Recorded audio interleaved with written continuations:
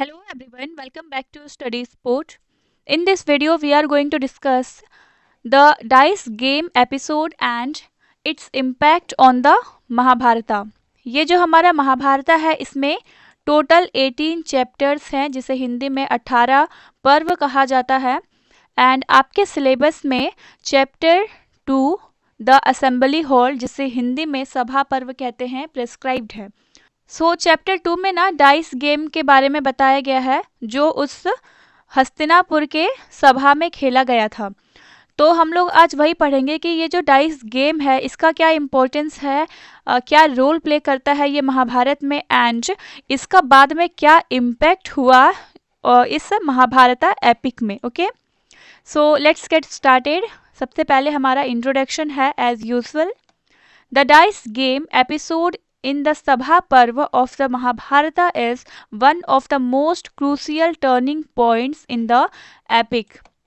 तो ये जो डाइस गेम है एपिसोड है ये इस सभा पर्व में, इस सभा पर्व जो महाभारता का है इसमें एक one of the most crucial turning point माना जाता है इस एपिक में. ये टर्निंग पॉइंट क्यों है ये हम लोग वन बाय वन करके आगे पढ़ते जाएंगे. It not only marks the humiliation of the Pandavas but also sets the stage for the great Kurukshetra war. Turning point एक इसलिए भी माना जाता है यह क्योंकि ये सिर्फ पांडवों का वहाँ पे उस सभा में ह्यूमिलिएशन हुआ था, उनका इंसल्ट हुआ था इसलिए नहीं, इंसल्ट तो द्रौपदी का भी हुआ था वहाँ पे, बट उस सभा में वो जो डाइस का गेम खेला गया था तो उसमें जो अनजस्ट हुआ था, जो डिसीट हुआ था, जो अन्याय हुआ था और वो जो एल्डर्स थे वो सभी चुप थे, जिनके पास पावर था कि वो सब कुछ को स्टॉप करके वो अपने कंट्रोल में ले सकते थे, सब सही कर सकते थे, लेकिन उन्होंने नहीं किया. एंड ये सारा चीज़ मिल करके एक स्टेज तैयार करता है कुरुक्षेत्र वॉर के लिए जिसे हम लोग महाभारता कहते हैं. ओके, आई होप आपको इंट्रोडक्शन अच्छे से समझ में आया होगा. अब हम लोग पढ़ेंगे डाइस गेम के बारे में एंड इसे हम लोग पॉइंट वाइज डिस्कस करेंगे जिसमें हमारा सबसे पहला पॉइंट है invitation to the game. Game start करने से पहले इनविटेशन भेजा गया था ना युधिष्ठिर के लिए, जो कि भेजा था दुर्योधन ने. So Duryodhana envious of the Pandavas prosperity. Envious का मतलब होता है ईर्ष्या करना. तो दुर्योधन जो है वो ईर्ष्या करता था, वो जेलस था पांडवों के प्रोस्पेरिटी से, उनके समृद्धि से. Conspires with his uncle Shakuni to bring Yudhishthira to a game of dice. और अब ये पांडव को बुलाते हैं अपने हस्तिनापुर के सभा में. किस लिए? तो क्योंकि दुर्योधन जो है वो अपने शकुनी मामा के साथ मिलकर के छल से सब कुछ हड़पना चाहते थे. सबसे पहला बात तो यहाँ पे समझ लो कि दुर्योधन को जेलसी थी क्यों आखिर युधिष्ठिर से, पांडवों से. तो रीज़न ये था कि दुर्योधन को बहुत ही ज़्यादा वो लालची था, उसे सारी संपत्ति चाहिए थी. लेकिन अब भाई है तो बांटना तो पड़ेगा ना, बट वो बांटना नहीं चाहते थे. लेकिन क्या हुआ था, पांडवों को बाद में एक खांडवप्रस्थ नाम का एक जंगल दे दिया गया था जहाँ पे मायासुर और एक नाग रहा करता था, बहुत ही खतरनाक नाग था, उसका नाम याद नहीं आ रहा मुझे. तो उन दोनों का राज था यहाँ पे, मायासुर का और उस नाग का. लेकिन जब पांडव यहाँ पे आते हैं, 5 पांडव, क्योंकि 5 पांडव को तो यहाँ पे खांडवप्रस्थ ही एक जंगल दिया गया था, बंजर भूमि. तो ये 5 पांडव आते हैं यहाँ पे मायासुर की मदद से, मायासुर को अपने तरफ कर लेते हैं एंड उस नाग को भी मार देते हैं. और ये जो खांडवप्रस्थ जो बंजर भूमि थी यहाँ पे वो लोग एक मायावी महल बना लेते हैं मायासुर की मदद से और बाद में इसका नाम रखा जाता है इंद्रप्रस्थ. ओके, सो जब इंद्रप्रस्थ का यहाँ पे जब पूजा हो रही थी तो उसमें इन्होंने क्या किया था, पांडवों ने अपने भाइयों दुर्योधन और उनके सभी भाइयों को एंड एल्डर्स को भी बुलाया था जहाँ पे दुर्योधन आया हुआ था.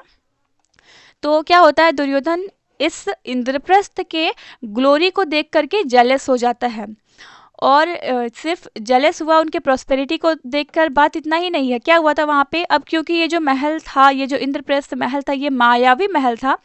तो यहाँ पे ना जो दुर्योधन है वो फर्ज समझ करके एक तालाब में अपना पैर रख देता है और वो गिर जाता है। तो ऐसे में तो इंसल्ट हुआ था उसका, सब लोग हंसने लगे थे, द्रौपदी भी मजाक उड़ाई थी। तो ये गुस्से में फिर वहाँ से लौट आता है। एक तो पहले तो इन्होंने उसी कोर्ट में भी हथियार उठा लिया था, लेकिन कर्ण भी इनके साथ था और इन सब का ही इंसल्ट हुआ था, हथियार उठा लिया था, अपना तलवार निकाल लिया था इन्होंने। लेकिन अब ये कोर्ट तो है पांडवों का, तो उन लोगों का जो हथियार था, जो उनके तलवार थे, वो सब छीन कर रखा दिया जाता है। तो अब दुर्योधन का क्या मानना है कि एक योद्धा को निशस्त्र करना ठीक वैसा ही है जैसा एक स्त्री को निर्वस्त्र करना। तो ये इनका ऐसा थिंकिंग था। तो अब इन सब चीज़ों से वो लोग गुस्सा हो गए थे एंड उनका दिमाग में एक ही था कि उन लोगों की संपत्ति को छीनना है, उनके प्रॉस्पेरिटी को भंग करना है एंड बदला लेना है। रिवेंज की भावना आ गई थी इनके अंदर। ओके, एंड देन हमारा नेक्स्ट पॉइंट है, the game was played in the grand assembly of Hastinapur, where all the Kuru elders, including Bhishma, Drona, Kripacharya and Vidura were present. ये जो गेम था वो प्ले किया गया था हस्तिनापुर के असेंबली में, हस्तिनापुर के सभा में, जहाँ पे सभी कुरु एल्डर्स, जिसमें भीष्म पितामह, गुरु द्रोण, कृपाचार्य एंड विदुर, ये सभी शामिल थे।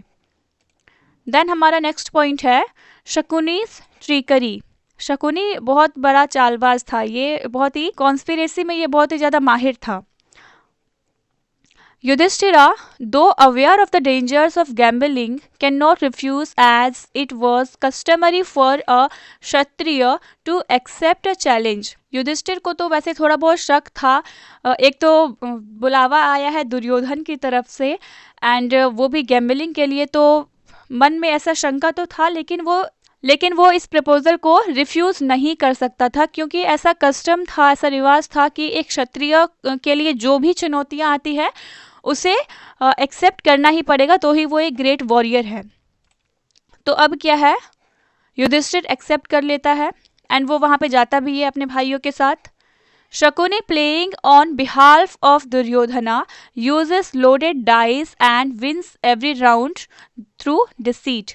वैसे तो ये जो गैम्बलिंग था ये होने वाला था दुर्योधन और युधिष्ठिर के बीच में, इन भाइयों के बीच में होने वाला था, लेकिन दुर्योधन के बिहाल्फ पर कौन खेलता है, ये शकुनी, जो बहुत ही चालाक था, षड्यंत्र करते रहते थे और ये अपना लोडेड डाइस यूज़ करते हैं। लोडेड डाइस एक ईडियम है जिसका मतलब है इसका जो डाइस था ना, वो शकुनी के ही बातों को सुनता था, क्योंकि जो डाइस था बना हुआ था शकुनी के पिताजी के हड्डियों से।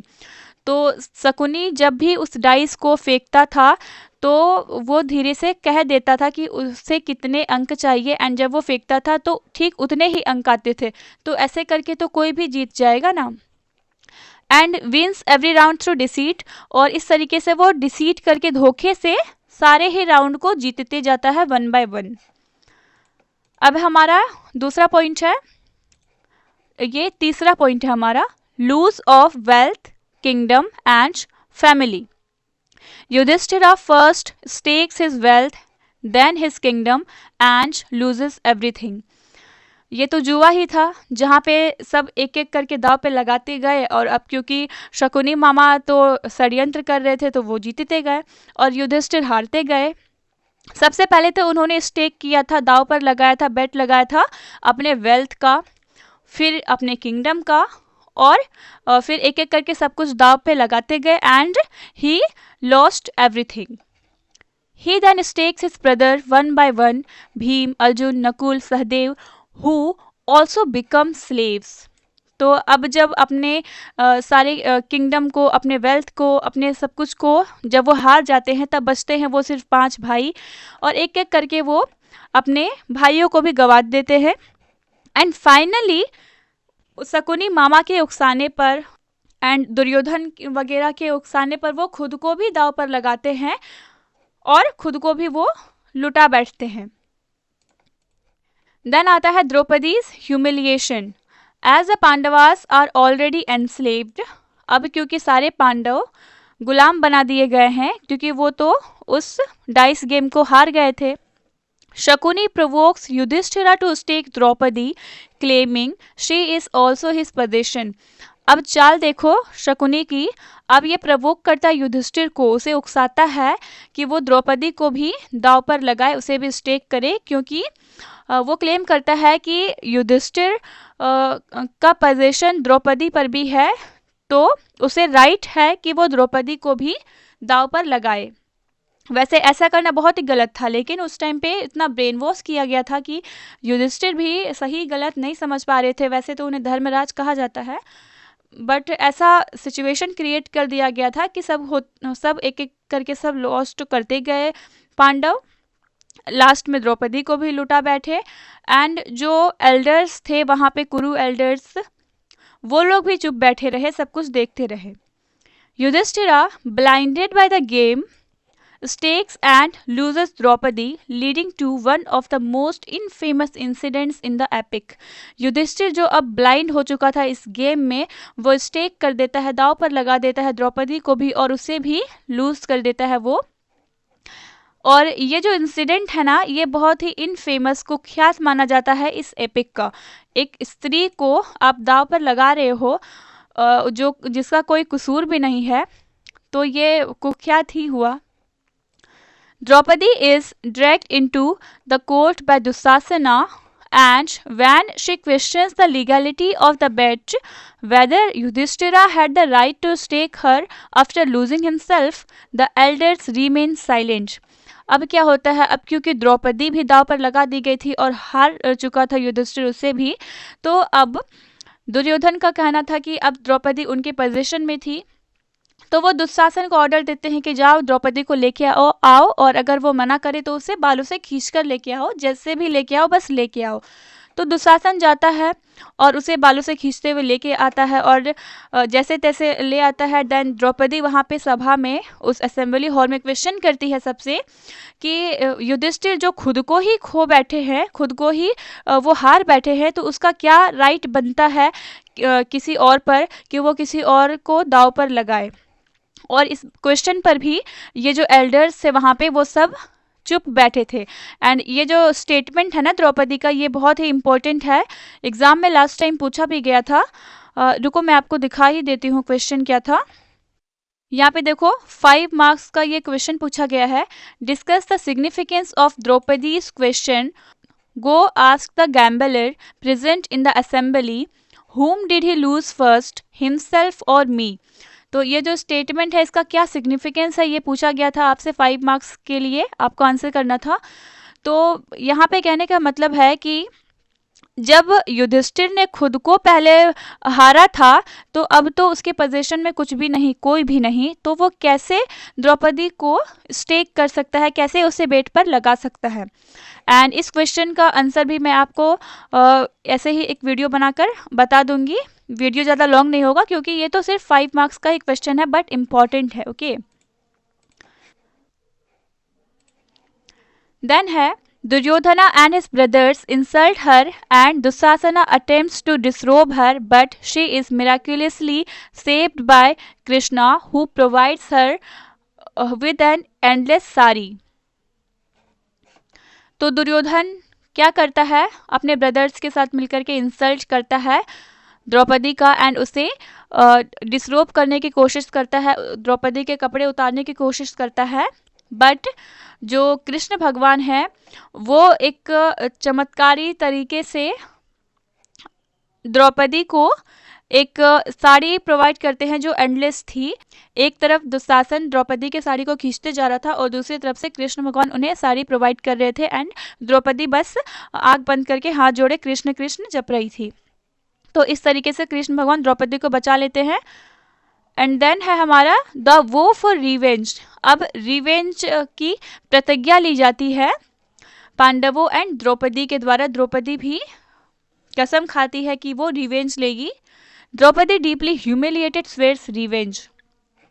भीमा एंड्रेस्ड, भीम जो बहुत ही ज़्यादा गुस्से में थे, vows to kill Dusasana and drink his blood, and also to break Duryodhana's thigh for his insult। तो जो भीम बहुत ही गुस्से में थे, वो ये प्रतिज्ञा लेते हैं कि वो दुशासन का जो सीना होता है उसे चीर करके वो उसका खून पिएंगे और उस खून से फिर द्रौपदी के बालों को धोएंगे, क्योंकि दुशासन ने ही द्रौपदी के बालों को छुआ था जिससे वो अब अपवित्र हो गई है। तो जब दुशासन के ब्लड से द्रौपदी के बालों को वॉश किया जाएगा तो ही वो पवित्र होगी, इसलिए। और भीम ये भी कहते हैं कि वो दुर्योधन के थाई को ब्रेक करेंगे, क्योंकि दुर्योधन ने द्रौपदी से कहा था कि आओ और मेरे थाई पर बैठो। देन है सेकेंड गेम एंड एग्जाइल। इतना कुछ होने के बाद भी देखो एक सेकेंड गेम खेला जाता है। Dhritarashtra fearing divine wrath returns everything to the Pandavas. Dhritarashtra ये पिता है कौरवों के, जो डिवाइन रेत से थोड़ा भयभीत हो गए थे। तो अब ये क्या करते हैं, वो अपने बेटों के, अपने 100 कौरवों के पाप को थोड़ा कम करने के लिए जो पांडवों का सब कुछ छीन लिया था उन्होंने उसे रिटर्न कर देते हैं।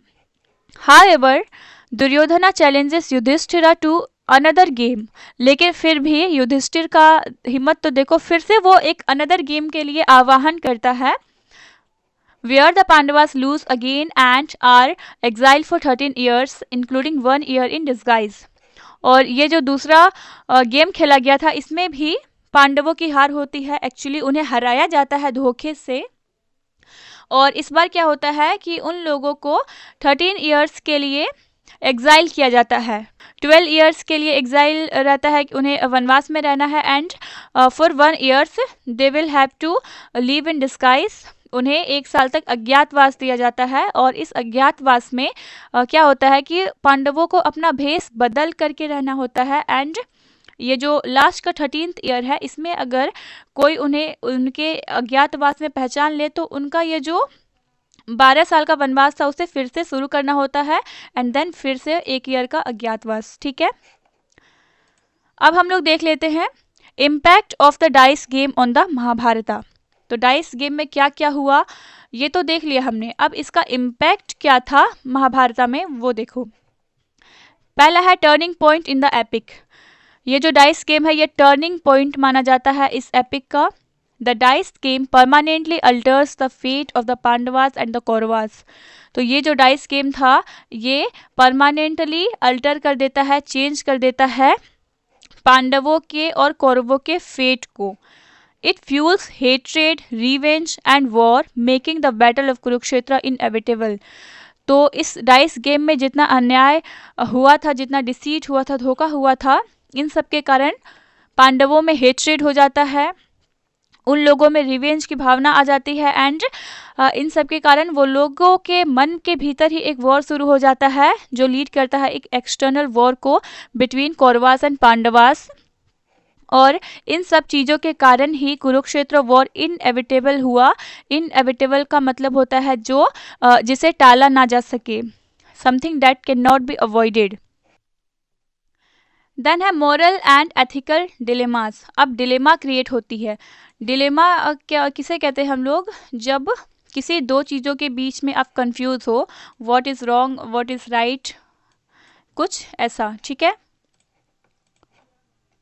The silence of elders, including Bhishma, Drona, highlights the failure of dharma in the Kuru court. तो वहाँ उस कुरु कोर्ट में इतना कुछ हुआ, उस असेंबली हॉल में इतना अन्याय हुआ पांडवों के साथ में, वो सब तो छोड़ो, द्रौपदी के साथ ऐसा जो हाल किया गया, उसे डिस्रोब करने का कोशिश किया गया, बालों से पकड़ के खींच के लाया गया वो दुशासन के द्वारा। तो ये सब क्या सही था? बहुत ही गलत था। लेकिन फिर भी जो भीष्म पितामह है, गुरु द्रोण है, ये सब कोई चुप रहे, विदुर चुप रहे। क्यों? तो ये फेलियर है ना धर्म का कुरु कोर्ट में। Yudhishthira's adherence to gambling and his misinterpretation of dharma show his flaws as a leader. अब युधिष्ठिर को देखो जो धर्मराज कहे जाते थे, ये इतना ज़्यादा अधेरेंस थे गैम्बलिंग के लिए कि वो मिस इंटरप्रेट कर लेते हैं धर्म को। सबसे पहला बात तो जब गैम्बलिंग का इन्विटेशन आया था दुर्योधन की तरफ से युधिष्ठिर के लिए, तो उसे युधिष्ठिर को डिनाई कर देना चाहिए था। लेकिन युधिष्ठिर का क्या मानना था कि कोई भी चैलेंज आए उसे एक्सेप्ट करना ही एक वॉरियर की पहचान है। बट यहाँ पे थोड़ा सा करेक्शन था कि ऐसे चैलेंजेस को एक्सेप्ट करो जो सही हो। अब कोई भी उल्टा पुल्टा कोई गलत चैलेंज को तुम एक्सेप्ट कर लोगे, ये तो गलत बात है। गैम्बलिंग कहाँ से एक अच्छा चीज़ हुआ, वो भी एक वॉरियर के लिए। एक वॉरियर जो होता है उसका जो महानता है वो तो देखा जाता है बैटल फील्ड में, ना कि ऐसे असेंबली हॉल में गैम्बलिंग खेलते हुए। तो ये सब कुछ फ्लो था युधिष्ठिर का एज अ लीडर, ठीक है। बाकी सबका तो छोड़ दो, बट युधिष्ठिर तो लीड कर रहे थे ना, तो उन्हें थोड़ा समझना चाहिए था। एंड आपके क्या व्यूज़ है, आप भी मुझे कमेंट करके ज़रूर बताएं। देन है Draupadi as the catalyst for war. Draupadi को एक कैटलिस्ट माना जाता है वॉर के लिए। कैटलिस्ट का मतलब होता है एक ऐसा चीज़, एक उत्प्रेरक चीज़ जो किसी चेंज का कारण बने। तो यहाँ पे ऐसा माना जाता है कि वॉर का कारण द्रौपदी बनी।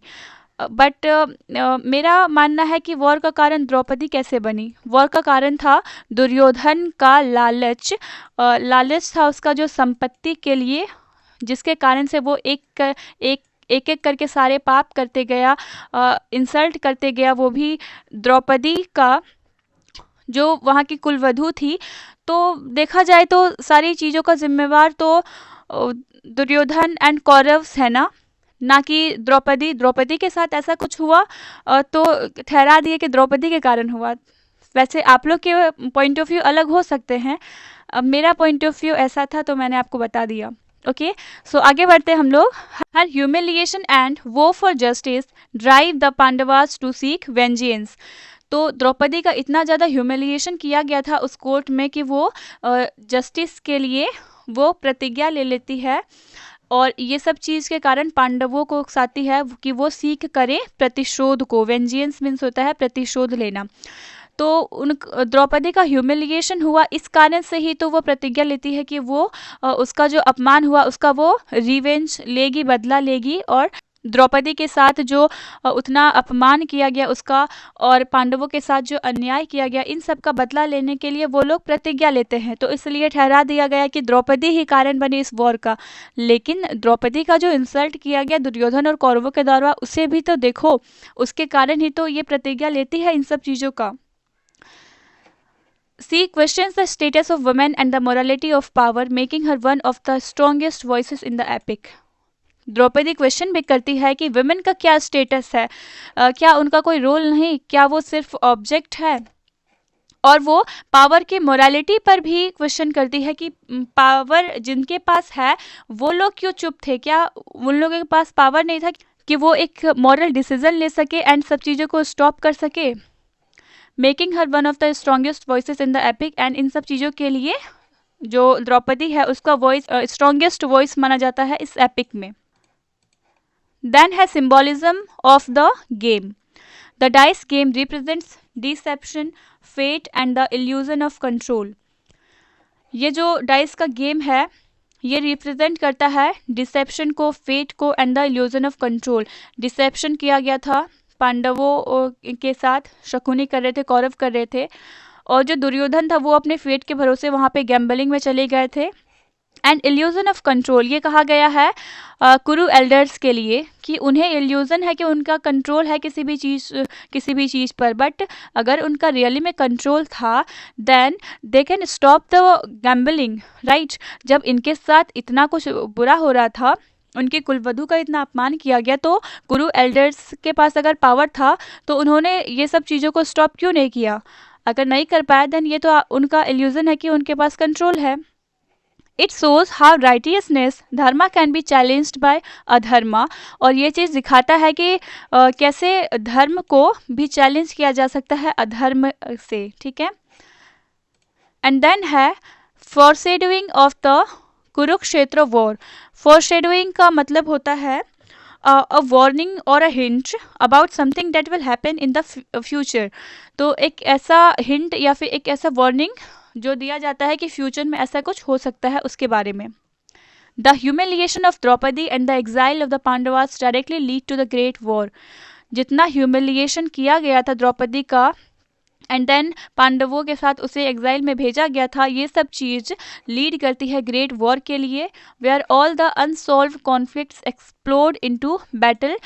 और इसके बाद जब 13 ईयर का वो अपना वनवास पूरा करके आते हैं, फिर उन सारे चीज़ों को जो सॉल्व नहीं हुई थी कुरुकोट में, उसे रीसॉल्व करने के लिए एक बैटल होता है, जहाँ पे इनका जो गुस्सा, उनका जो न्याय के लिए जो उनका प्रतिशोध था, वो सब फूट पड़ता है बैटलफील्ड में, कुरुक्षेत्र में। एंड देन है हमारा conclusion. The dice game is a crucial moment in the Mahabharata that changes the course of the story. तो डाइस गेम को एक क्रूशियल, एक इम्पॉर्टेंट मोमेंट माना जाता है महाभारत का, जो स्टोरी को बदल कर रख देता है। It is not just a game of luck but a test of character. और ये जो गेम था गैम्बलिंग का, ये सिर्फ लक का गेम नहीं था, बल्कि ये टेस्ट था कैरेक्टर्स का, revealing the flaws of both the Pandavas and the Kauravas. और ये गेम के कारण दोनों के फ्लोज रिवील होते हैं, फिर चाहे वो कौरव हो या फिर पांडव हो। Okay, Yudhishthira's weakness for gambling, Duryodhana's greed and arrogance, Shakuni's deceit and the elders' silence all contribute to the tragedy that follows. Yudhishthir का वीकनेस था गैम्बलिंग के लिए। ऐसा कहा जाता है कि युधिष्ठिर को गैम्बलिंग बहुत अच्छा लगता था, तो उसका वीकनेस जो था गैम्बलिंग के लिए, दुर्योधन का जो ग्रीड था एंड एरोगेंस था सारी संपत्ति के लिए, शकुनी का जो डिसीट था, एंड एल्डर्स जो थे वो सब कुछ देख करके भी चुप रहे। ये सारे चीज़ें मिलकर, सम्मिलित रूप से मिलकर के वो जो ट्रेजेडी थी महाभारत की, उसके लिए कंट्रीब्यूट करते हैं, स्टेज तैयार करते हैं। The game sets the stage for the great war of Kurukshetra. ये जो गेम है ये सेट करता है एक स्टेज कुरुक्षेत्र वॉर के लिए, where justice is ultimately restored, जहाँ पे जो जस्टिस पांडवों को नहीं मिला था वो उन्हें मिलता है, जस्टिस उन्हें रिस्टोर होती है। This episode teaches us important lesson that greed, dishonesty and injustice can lead to destruction. और ये जो एपिसोड है ये हमें बहुत ही इंपॉर्टेंट लेसन देती है कि ग्रीड, डिसऑनेस्टी एंड इनजस्टिस जो है वो डिस्ट्रक्शन को लीड करती है, while truth and righteousness will always prevail in the end. And जो ट्रूथ है, जो राइटियसनेस है, वो हमेशा प्रिवेल होती है, जीतती है। वैसे भी कहा जाता है सत्य परेशान हो सकता है, पराजित नहीं। सो इसी के साथ हमारा आज का ये वीडियो यहाँ पे ख़त्म होता है। वीडियो के थ्रू आपकी हेल्प हुई हो आई होप। एंड वीडियो आपको कैसा लगा, कहीं आपको डाउट हो, कोई चीज़ आपको समझ में ना आई हो, then definitely you feel free to ask in the comment box, I will respond you. And मिलते हैं नेक्स्ट वीडियो में एक नए टॉपिक के साथ। Till then keep watching and keep learning and thank you for watching the video.